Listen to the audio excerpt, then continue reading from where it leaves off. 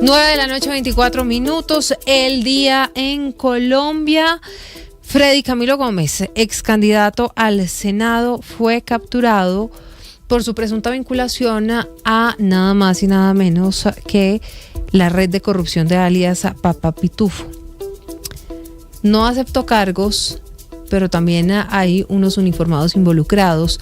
Fue capturado ayer en medio de todos esos operativos que tenían Valentina las autoridades para luchar contra, entre otras cosas, la compra de votos. Más de 3.500 millones, 3.600 millones de pesos fueron los incautados en los últimos días en medio de los operativos de la policía. Y en medio de esos operativos terminan entonces capturando a Freddy Camilo Gómez, que para el momento de la captura todavía era candidato al Senado, porque todavía, digamos, hacía parte de ese proceso electoral. Cuando lo capturan, le están confirmando a este político que la decisión de llevarlo ante la justicia es porque tienen pruebas suficientes para indicar que hacía parte y que hace parte de la red principal de corrupción que le sirve al famoso o al conocido zar del contrabando, alias Papá Pitufo. Acaba de terminar una de esas audiencias en la que le imputaron los cargos a él y a otros 5 ex policías, todos involucrados en diferentes roles dentro de esa red de corrupción. Allí la Fiscalía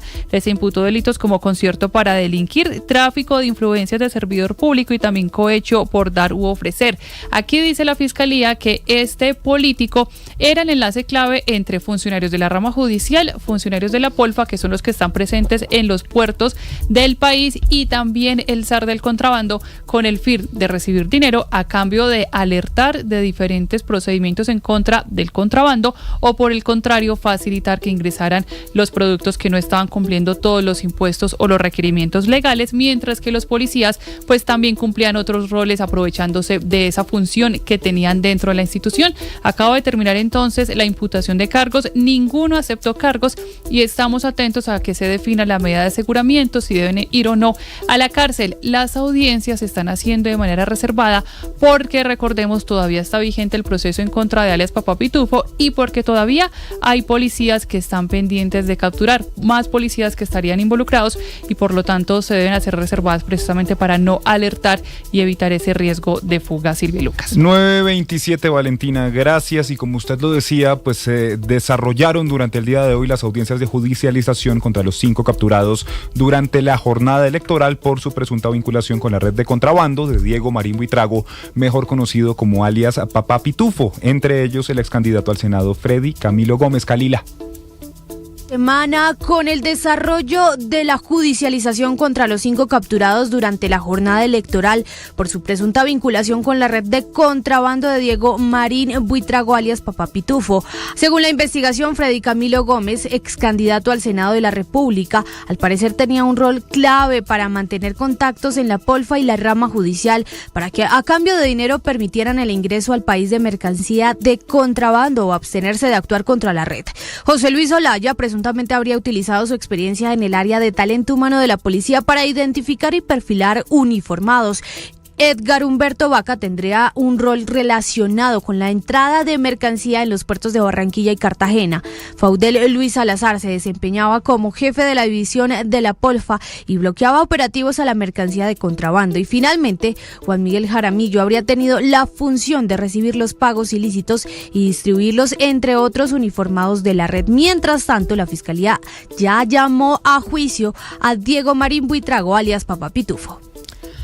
Son las 9:28 p.m. y hablamos no solamente de delitos relacionados con la corrupción, con el tema de la compra de votos, sino también con una situación muy importante que preocupa al gobierno de Estados Unidos. Óigame, Lucas, montó un bloque el presidente Donald Trump con varios presidentes de la región, un bloque para la lucha contra el narcotráfico, pero llama la atención que a pesar de la reunión del 3 de febrero entre Trump y Petro, pues no metieron a Petro, que es el presidente del país mayor productor de cocaína en el planeta.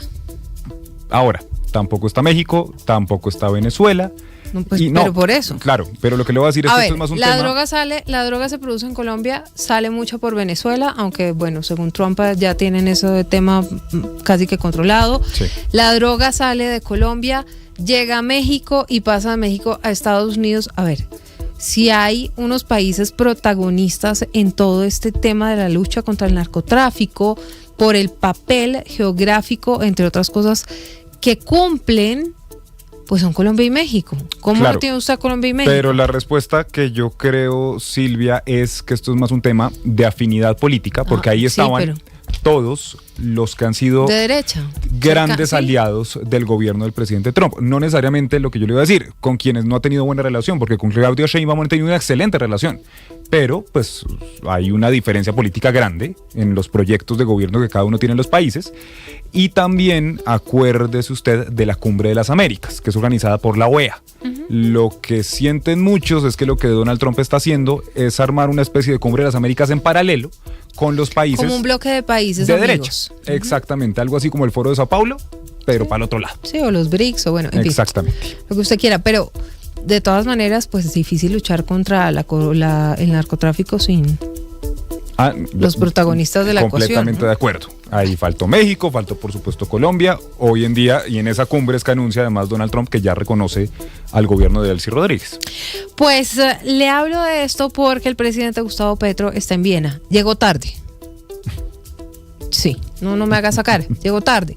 Ahora, esto honestamente ya para muchos no es noticia. Ya llevamos más de 3 años y medio contando que el presidente Gustavo Petro, pues... Ahora, le rindió al presidente. Lo de cumplir con horarios Chicago, no es lo de él. Llegó a votar y ya está en Viena. Estaba en Chicago, casi lo bajan del escenario, porque ya se iba pasando de tiempo en su discurso por el funeral de Jesse Jackson. Llegó a Colombia, votó y se fue para Austria. Ahora, decía, tarde. ¿se acuerda usted después de la llamada con Donald Trump justamente que tenía el presidente un discurso en la Plaza de Bolívar? Dijo, yo intenté hablar corto, pero es que eso a mí se me dificulta. Bueno, y se le dificulta llegar temprano, y se le dificulta ser concreto, y se le dificulta incluso permanecer en Colombia. 9:31, a ver, ese no es el tema. El tema es que habló sobre el tema de las drogas, lanzó una polémica afirmación sobre la razón por la cual se cultiva coca en Colombia. Y cuestionó a Estados Unidos por no haber incluido a nuestro país en esa alianza de países de la región para poder combatir el narcotráfico, Catherine.